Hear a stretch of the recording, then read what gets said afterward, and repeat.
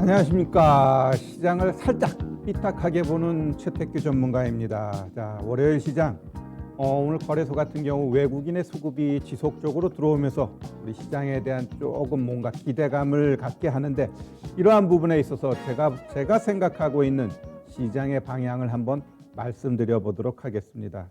일단 지금 가장 중요한 게 뭔가요? 수급입니다. 자, 수급 한번 좀 보면서 제가 한번 설명드릴 텐데 한번 볼까요? 자, 우리 시장이 왜 조금 4월 달에 상승 쪽으로 갈 수 있는가라고 했을 때 우리 외국인의 수급이 분명히 일정 부분 반영한다라고 말씀드리고 있습니다. 잘 보시면은 3월 26일부터 매수가 들어오기 시작했는데, 그럼 여기 말일날 요거 마이너스는 뭐냐라고 했을 때 제가 보고 있는 시장의 흐름은 요날 월말 윈도우 드레싱 들어왔고요. 이날은 외국인 포트폴리오 말일을 기해서 변화를 하다 보니까 프로그램하고 장막판에 거의 동시호가 때 물량 나오면서 매도로 전환됐습니다. 그러면 이 매도 전환된 게 결국 매수로 들어오면서 시장에서 제가 봤을 때 외국인의 수급은 지속적으로 들어올 가능성이 있다라고 계속해서 말씀드리고 있는데, 자, 우리 외국인의 이러한 수급, 그럼 왜 들어오고 있는 것일까? 과연 우리 시장이 매력적이어서 들어오고 있는 거냐라고 했을 때 제가 봤을 때는 글로벌 증시를 좀 우리가 좀 봐야 될 것 같아요. 해외 증시를 먼저 좀 보면요. 자, 지금 가장 우리가 두드러지게 봐야 될 부분은 유럽입니다. 유럽 같은 경우는 지금 코로나로 인해서 많은 국가들이 다시 4차 팬데믹 이러한 얘기가 나오고 있죠. 가깝게는 일본도 그렇고 우리나라도 지금 500명 이상이 넘어가면서 다시 거리두기를 해야 되지 않냐라는 이야기가 나오는데, 결국 이러한 확산세를 지금 시장은 백신이 막을 수 있을 거야 라고 하면서 이를 덮어가는 것 같아요. 지금 독일 증시 같은 경우는 유럽 정말 심상치 않은데 3월 달에 8.8%나 올라갔습니다. 8.8%. 미국 같은 경우 지금 엄청난 부양책 이런 거로 고용 같은 경우도 개선세가 나타나면서 시장을 이끌어가고 있는데, 3월 달만 놓고 봤을 때 미국 같은 경우 다우 같은 경우는 다우가 6.6%예요. 그 다음에 S&P가 4.3%. 그 다음에 나스닥이 제일 약해요. 몇 퍼센트? 0.4%. 결국 이 나스닥 같은 경우는 왜 다우 S&P에 비해 이렇게 저조한 모습을 보여줬느냐? 그것은 제가 여러분들한테 이제 하도 얘기하니까 이제 다 귀에 딱지가 붙었을 거예요. 작년에 엄청나게 주도한 게 나스닥이니까 새해 들어가 가지고는 오히려 이쪽에서 수익 내기가 쉽다라는 거죠. 그러다 보니까 먼저 다우가 신고가 치고 그 다음에 S&P 신고가 치고, 나스닥 같은 경우도 이제 5% 조금만 넘어가게 되면 신고가 자리에 나옵니다. 자, 그러면 우리 한번 볼게요. 자, 다우도 월봉, 그냥 이건 일봉 한번 볼게요. 자, 일봉 보면은 이 다우 같은 경우는 지금 여기서 신고가 만들었어요. 그래 놓고 다시 만들려는 자리에 와 있죠. 자, 그러면 우리 S&P는 이거 아까 독일 증시하고 거의 비슷한 모습을 나타내주고 있습니다. 뻥뻥 치고 갔어요. 지난주 금요일 날 신고가 만들어 버렸습니다. 그러면은 우리 나스닥 같은 경우는 어떤 모습을 보여주고 있느냐? 조금은 아쉽지만 얘도 그래도 60일 이평선을 정확하게 치고 올라갔어요. 치고 올라갔다라는 것은 제가 봤을 땐 여기에 대한 고점 돌파, 요게 이번 주에 나오게 되면은 얘도 아마 4월 중에는 다시 한번 신고가가 나오겠죠. 결국 얘가 신고가가 나오면 고기가 단기 고점 될 가능성이 높다라는 겁니다. 그러면 3대 지수가 모두 고점을 만들어 버리면 시장은 일단 목표 의식을 잃으면서 조정 쪽으로 갈 가능성이 높아요. 그래서 일단 이제는 제가 우리 시청자 여러분들한테 다우하고 거래소를 보자 이런 얘기를 많이 드렸는데, 이제는 또 나스닥을 보면서 나스닥이 신고가를 만드나를 봐야 돼요. 나스닥이 신고가 만들면 거기가 단기 고점 되면서 조정 들어올 가능성이 높은데, 일단 요거 여기까지 가는데 한 5점 몇 %만 올라가면 신고가 나오거든요. 그러면은 그 자리서부터는 오히려 우리가 비중 줄이고 어찌 보면은 좀 하방에 대한 그러한 생각을 해야 됩니다. 그렇다고 해가지고 이게 엄청나게 떨어지느냐? 그건 아니에요. 제가 보고 있는 2021년도 시장은 어찌 보면은 1월 달에 고점도 가능할 수 있어요. 자, 우리 거 한번 업종 차트 한번 볼까요? 우리 거 업종 차트 보면, 자, 내가 추세대를 하나 그려놨습니다. 우리 거래소 보면은 저 고점 만들고 결국 지금 어때요? 추세대 치고 올라갔어요.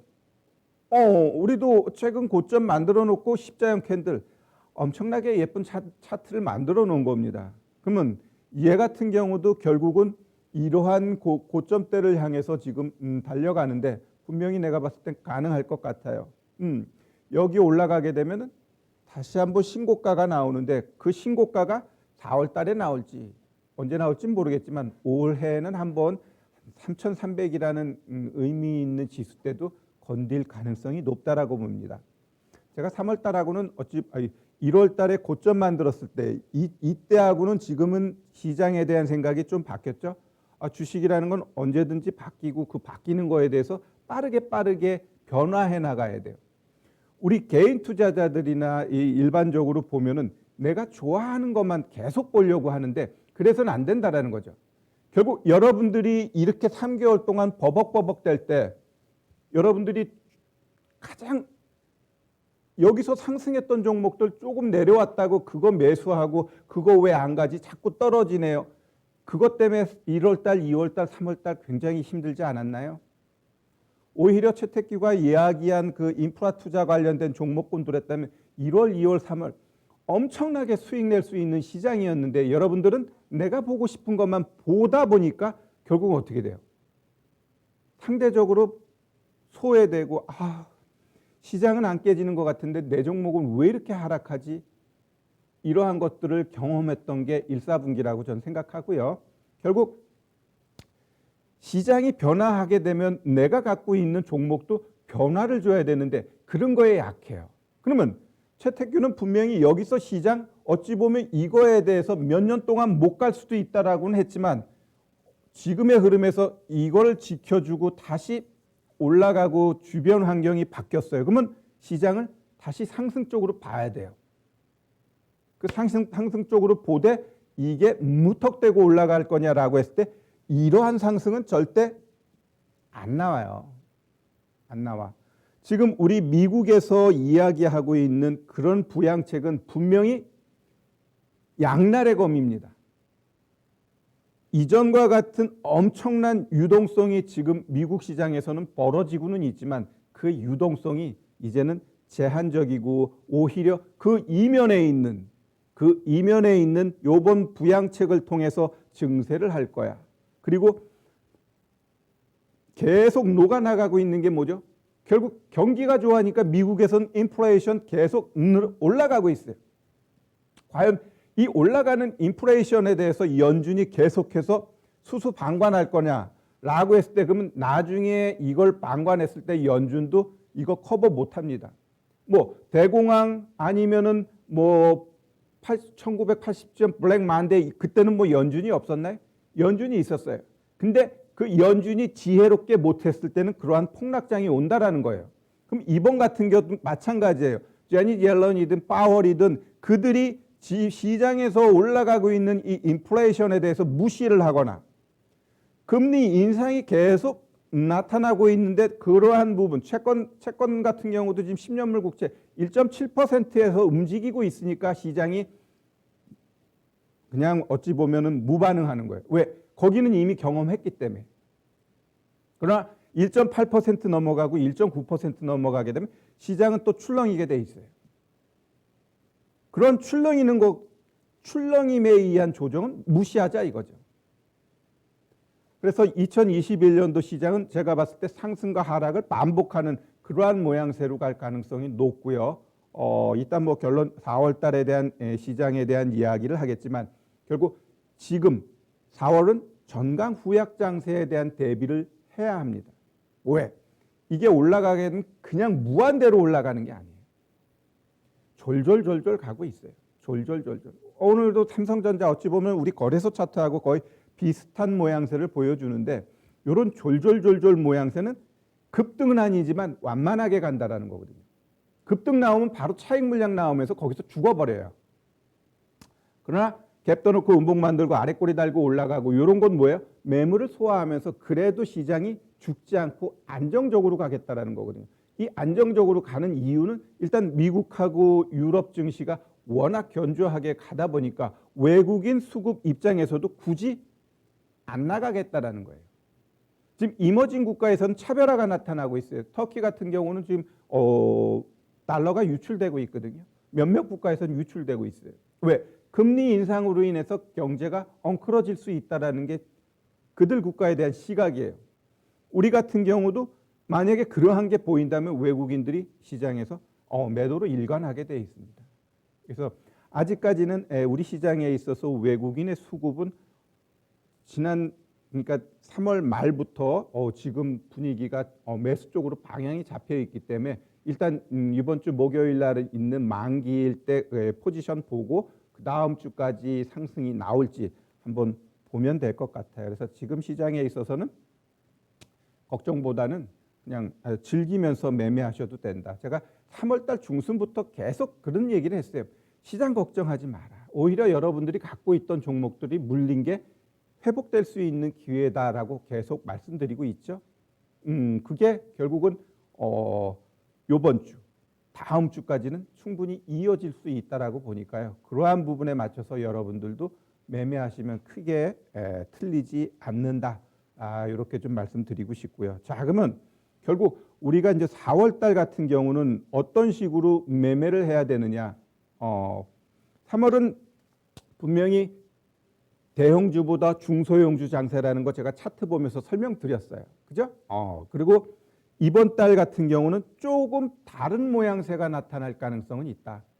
일단 전강 후약 장세인데 이 강한 장세에서는 1월 달, 2월 달, 3월 달에는 분명히 인프라 투자 관련된 종목군들이 완벽하게 주도를 했는데 지금은 한 번 오르고 한 번 내리고 좀 이런 식으로 반복돼 가고 있어요. 그러니까 얘네들도 이제는 조금 힘이 약해진 거예요.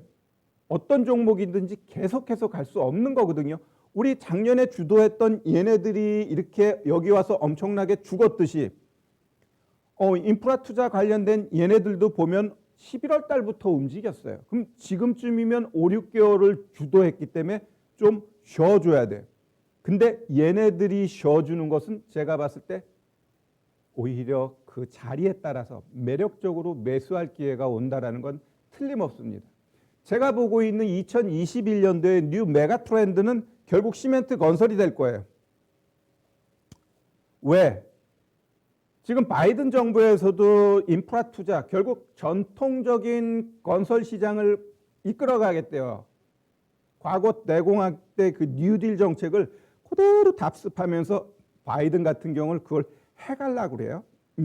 그래서 그게 잘 될지 안 될지 모르지만 결국 시장에서 정부 정책에 맞서 가지고 답 나오나요? 안 나옵니다. 그러면 미국, 중국, 우리나라 할 것 없이 결국 인프라 투자에 대한 방향은 확고하고 지금 단순하게 그 서울시장 보궐선거 요 조그만 거 하나 가지고도 건설주들의 움직임이 팍팍팍팍 나왔는데 요번 보궐선거 끝나면 이제는 진짜 백이 뭐가 있죠? 대선 주자들이 이제 탕탕탕 나오면서 그들의 정책에 의해서 시장은 움직이게 돼 있습니다. 그 정책이 뭘까? 결국은 일자리입니다. 일자리. 그 일자리 측면에 있어서 가장 쉽게 할 수 있는 게 결국 SOC 투자고 SOC 투자에 대한 방향은 몇 가지 있잖아요. 요즘은 그건 좀 시그러들었지만 뭐 신공항부터 또 현 정부에서 가장 잘못했다고 하는 그 아파트 뭐 이런 거 있잖아요. 주택 같은 경우 이러한 것들도 다시 부각될 거예요. 이 서울 보궐선거에서도 이 여당 주자 같은 경우도 뭐라 그랬네. 정부의 그 부동산 정책 잘못됐다. 여튼 공급 늘리겠다. 야당도 공급 늘리겠다. 결국 이 시멘트 건설에 대한 올 한 해 움직임은 크게 나올 겁니다. 그것은 결국 과거 2007년, 8년 그 4대강 때 그 주가 흐름 한번 보세요. 그러면 그 정도는 아니더라도 이 5년 만에 나오는 이 대선 테마 관련돼 가지고 여러분들도 매매 일정 부분 담으세요. 나 테마주 어려운데요. 이때 여러분들이 인프라 투자 안 했기 때문에 얼마나 힘들었어요. 그죠?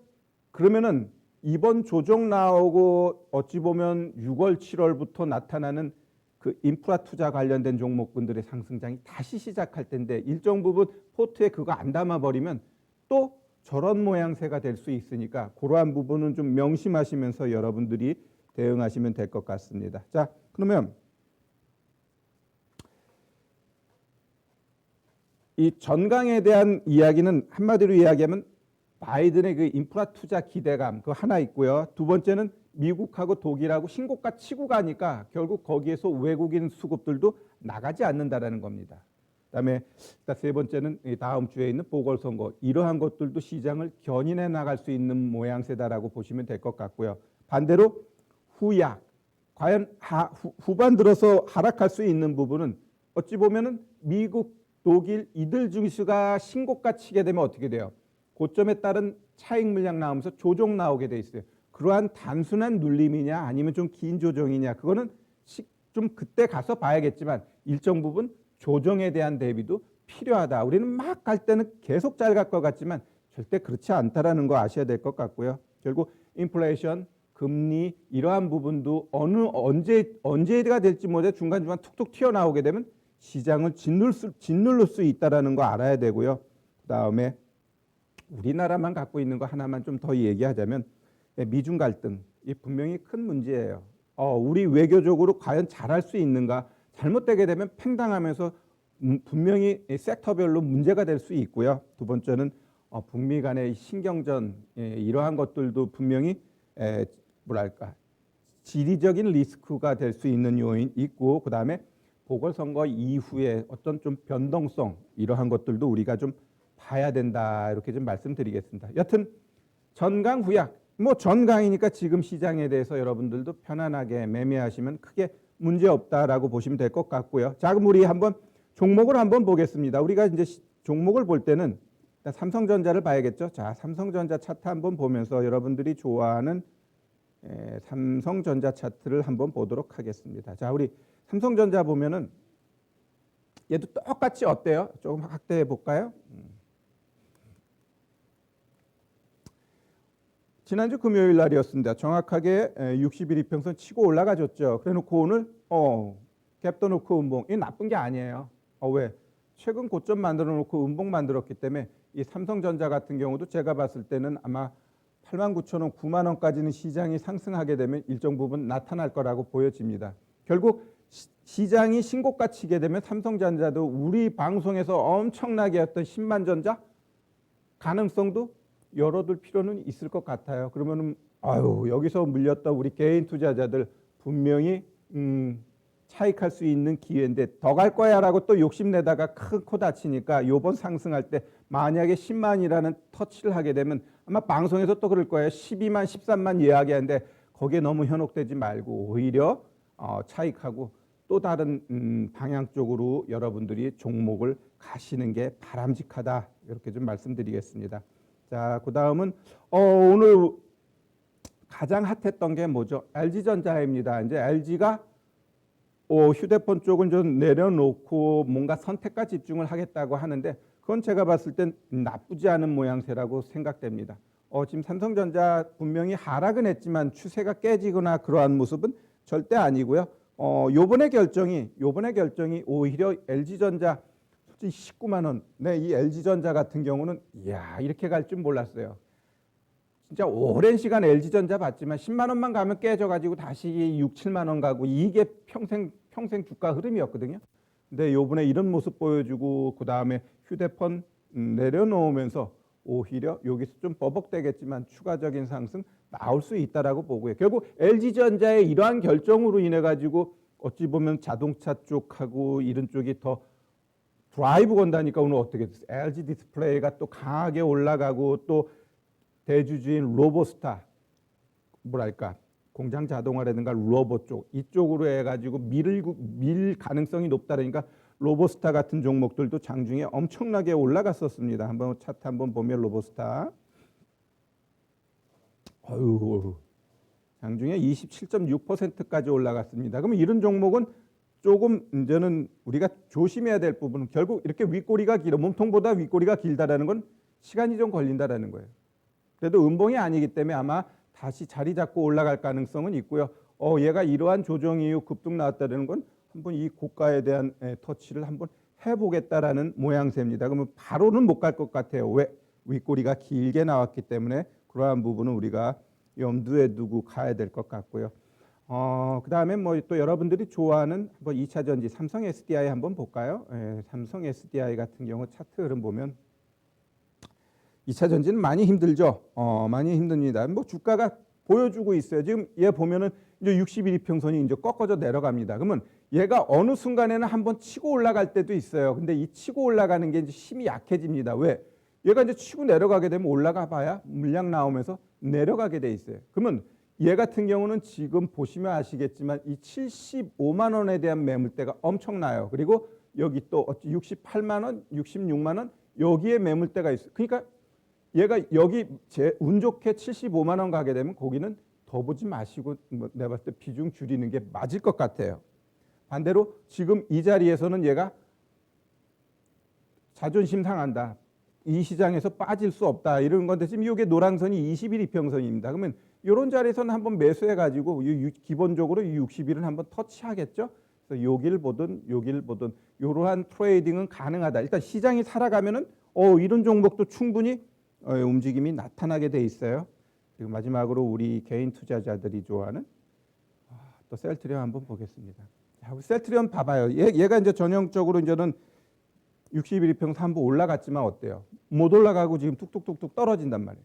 그러면 얘가 떨어지지만 얘 같은 경우도 이 여기에 대한 지지는 굉장히 강하게 지금 이어지고 있어요. 그래서 얘가 여기서는 지지할지 안 지지할지 모르지만 오히려 21 이평선을 깨고 내려가 가지고 한 이 가격대 오면은 한 분할 매수해도 될 것 같아요. 왜? 그러면 얘는 다시 한번 기본적으로 이 60일까지는 올라갈 수 있으니까. 그래서 이 셀트리온 가지고 계신 분들은 이제는 얘는 아마 60일 이평선을 어떤 호재가 나와서 치고 가지 않는, 솔직히 여기서도 호재 많이 나왔잖아요. 근데 못 치고 가요.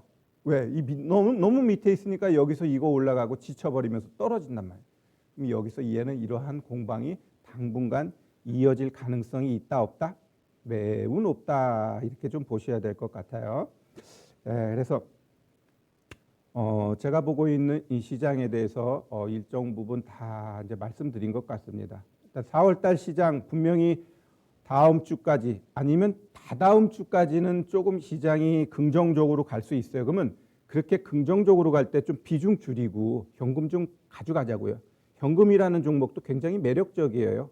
시장이 하락할 때 갖고 있는 종목들은 하락하지만 현금은 손실은 안 봐요. 그 대신 또 얘가 내가 원하는 하락이 나왔을 때 빠르게 매수해가지고 단기적으로 수익도 낼 수 있는 종목이 현금이니까 그러한 부분을 잘 명심해서 가지고 좀 비중을 확대하는 전략 가져가자 이렇게 좀 말씀드리겠습니다. 자, 제가 거의 뭐 한 5, 6개월 만에 이번 주 일요일 날 강연회를 합니다. 강연회 제가 1월 달, 2월 달, 3월 달 아마 2토가 아니라 대한민국에서 최고의 수익을 냈을 겁니다. 왜? 제가 강력하게 추진했던 그 인프라 투자 관련된 종목들이 어때요? 뻥뻥뻥뻥 올라갔잖아요. 그죠? 그러면 4월 달 이후 시장이 어떤 쪽으로 종목을 접근해야 되는지 제가 이번 주 일요일 날 강연회에서 아주 심도 있게 여러분들한테 풀어 헤치는 시간을 갖도록 하겠습니다. 감사합니다. 다음 주 월요일 날 뵙겠습니다.